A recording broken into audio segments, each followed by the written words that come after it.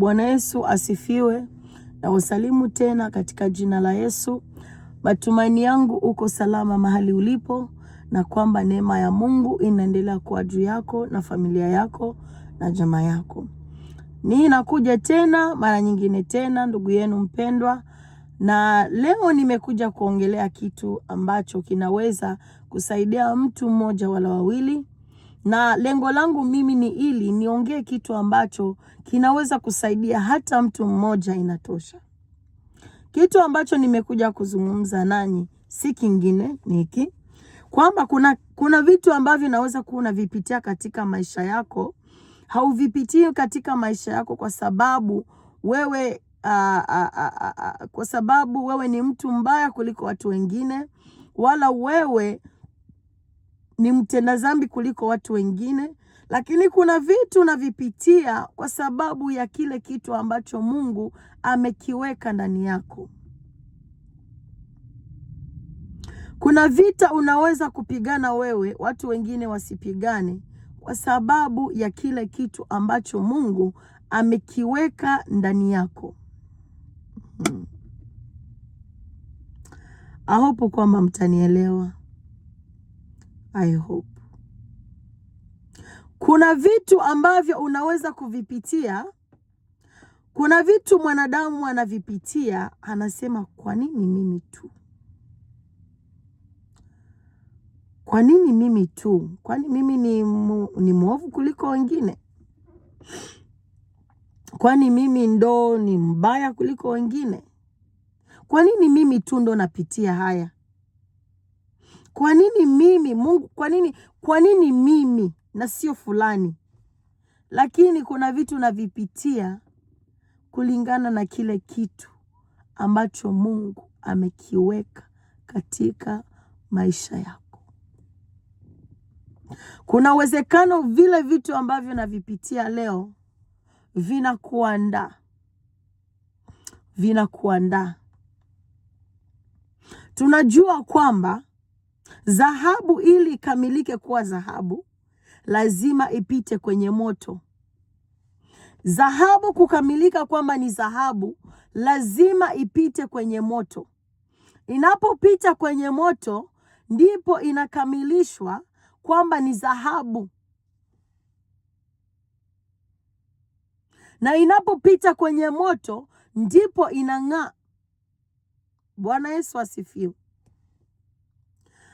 Kuna vitu naweza kuwa unavipitia wewe, si kwamba wewe ni mtu mbaya, si kwamba wewe umetenda dhambi kuliko watu wengine, lakini inawezekana kile kitu ambacho Mungu amekiweka juu ya maisha yako, wito wako unaweza kuwa ni mzito na mkubwa kuliko watu wengine.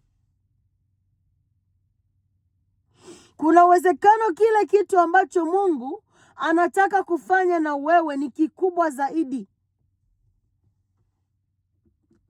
Kuna uwezekano Mungu ana kitu anataka kufanya na wewe. Kuna vitu hata unaweza kuvipitia sio kwa ajili yako, lakini kuna watu utaenda mbele zao na kuweza kuwatia moyo. Kwani utawatia moyo na haujui namna ya kutiwa moyo? Utajuaje kuongea na watu namna ya kipekee kama wewe haujapitia vitu vya kipekee? Kila mtu kuna wito juu ya maisha yake. Kila mtu kuna kitu ambacho Mungu amekiweka juu ya maisha yake. Kwa hiyo kila mtu anapigana vita yake kulingana na wito wake.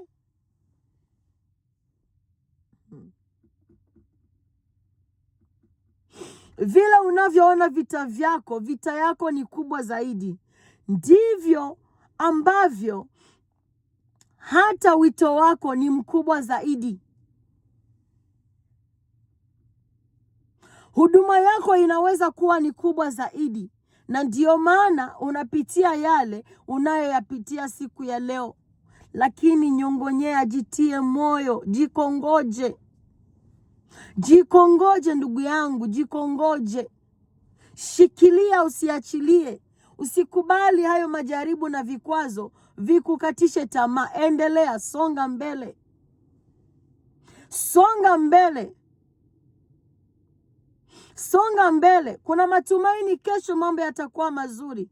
Lakini usikubali kushindwa, lakini shinda. Uwe mshindi ndugu yangu. Kuna vitu naweza kuwa unavipitia leo vinakujengea kesho yako. Kuna vitu unavipitia leo, labda mtoto wako atavipitia na wewe ndio utakuwa msaada juu ya maisha yake. Kuna vitu naweza kuwa unavipitia leo, kuna mtu utakutana naye miaka 2 baadaye, utakuja kuwa msaada wake. Labda yale ambayo unayapitia ili uwe jasiri, ili miaka 3 inayokuja kuna mtu atatamani kujinyonga aweze kuondoa uhai wake kwa sababu ya majaribu anayoyapitia, lakini kwa sababu umeyapitia kabla yake utaweza kuokoa maisha yake. Ndio maana kuna vitu naweza kuwa unavipitia, kuna sababu. Hakuna kitu unaweza kukipitia kisiwe na sababu. Kuna uwezekano yale ambayo unayapitia siku ya leo, watu watakucheka, watu watakuona ufai, watu watakuona wewe ni mlaaniwa, wewe ni waajabu, ni mtu wa kutisha. Wewe mambo unayoyapitia ni ya kutisha, ni mambo ya laana. Umelaaniwa na fulani. Umefanya haya na yale wakati ulikuwa mdogo, ndio maana unapitia hayo unayoyapitia. Waache waongee, hawajui kusudi la Mungu juu ya maisha yako. Waache waongee lile wanalolitaka. Waache waongee namna wanavyotaka wao, lakini huduma iliyo juu yako inaweza kuwa ni kubwa sana kwa sababu ya huduma yako kuwa kubwa. Ndio maana unapitia yale unayoyapitia, lakini nakutia moyo, kaza mwendo ndugu yangu, kaza mwendo. Kaza mwendo, shikilia imani yako, usimwache Mungu. Usimwache Mungu, shikilia Mungu. Hata kama unapitia vita vikali, hata kama unapitia wakati mgumu, shikilia Mungu wako, simuacha aende zake. Mshikilie Mungu, mshikilie Baba. Yeye anajua kile ambacho kimekuleta duniani. Hata yale unayoyapitia anayajua. Neno la Mungu linasema kwamba anakujua hata kabla haujaingia katika tumbo la mama yako. Alikujua na alikuchagua kuwa mtumishi wake. Bwana Yesu asifiwe. Hauishi leo kwa sababu wewe umetaka. Kuna mambo mengine unayapitia sio kwamba wewe umependa, na wala wewe sio sababu ya kupitia hayo unayoyapitia, lakini kuna kitu ambacho Mungu anakitaka kwako. Kuna uwezekano kesho yako itakuwa ni ngumu zaidi. Labda Mungu anakutengeneza uwe chombo bora, ili kesho uje kuwa jasusi, uwe jasiri, uwe mtu wa imani, usimame imara. Vile vitu unavyovipitia, kuna uwezekano huduma iliyo juu yako ni kubwa zaidi, na ndio maana unayapitia. Kwa hiyo mimi nimekuja kukutia moyo. Songa mbele. Shikilia imani yako. Hata watu wakikutazama waseme, huyu mtu anaendeleaje? Mpaka leo anasimama. Wacha watu wakushangae. Wacha watu wakushangae. Watu wakikutazama, wacha wakushangae.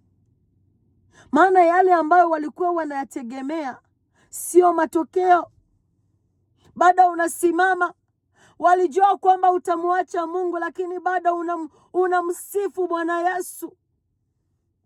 Walijua kwamba hautaendelea, lakini bado unaendelea. Kwa nini? Umejua kwamba kile ambacho nakipitia kuna uwezekano Mungu anakuandaa.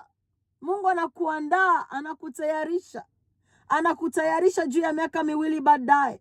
Anakutayarisha juu ya mwaka 1 baadaye, wala miaka 10 baadaye. Anakuandaa, wewe ni chombo chake. Anakuandaa namna ya tofauti. Anakuandaa, anakurekebisha. anakutengeneza. Ndio maana unasikia maumivu, ndio maana unapitia wakati mgumu. Anakutengeneza. Ndio maana unapitia wakati wa hatari. Unaangalia kulia, hakuna mlango wa kutokea. Unaangalia kushoto, unakosa pa kutokea. Ukiangalia mbele na nyuma kuna jeshi la Farao. Mbele yako unaona mto, unaona bahari. Unaona bahari mbele yako. Unatafuta namna ya kufanya, uelewi, utambui ufanye namna gani, lakini mlango upo wa kutokea. Mungu anajua kile unachokipitia. Mungu anaelewa, anatambua, yeye anakujua. Muimbaji aliimba kwamba yeye yuko karibu yetu. Bwana Yesu yuko karibu yetu hata kuzidi hizi nguo tunazozivaa. Neno la Mungu linasema yeye Mungu yuko karibu yetu hata kuzidi nguo tunazozivaa. Yeye ni rafiki mwema, hajawahi kushindwa. Inawezekana unayoyapitia ni kwa sababu ya huduma iliyo juu ya maisha yako. Inawezekana kipindi Mungu alikuumba akakuleta duniani, alijua yule mtu akiwa na miaka 40, akishaeneza miaka 40, kuna mtu atatamani kujiua. Ataenda sehemu ili aweze kujinyonga. Halafu huyu mtu akishakuwa na miaka 40 atakutana na yule mtu hii sehemu, ataweza kuongea naye ili aweze kumsaidia, ili aweze kusimama, ili aweze kuokoa maisha yake. Kabla ya jambo kutokea, Mungu anakuwa ameshajua. Neno la Mungu linasema kwamba Mungu anajua mwisho kabla ya mwanzo. Bwana Yesu asifiwe. Kwa hiyo hakuna kitu ambacho kinamshangaza Mungu. Hakuna kitu ambacho kinatokea kama surprise kwa Mwenyezi Mungu. Hapana. Kila kitu Mungu anakijua. Kwa hiyo nimekuja kukutia moyo. Shikilia Mungu. Kaza buti ndugu yangu, kaza buti ndugu yangu. Ninakutia moyo, kaza buti, usimwache Mungu. Kwa hiyo nimeongea mengi, lakini Mungu apate kuwabariki sana. Ninawaombea neema ya Mungu iwe pamoja na nyinyi, na muweze kuona mkono wa Mungu juu ya maisha yenu. Kwa hiyo ninaenda kuacha kama vile nimewaahidi, nikiwa na uwezo kila siku nitakuwa natoa video, na na imani kwamba tutakuwa tunabarikiwa. Lakini kabla ya kuondoka, ninaomba kwamba ungesubscribe, ungelike, ungefanya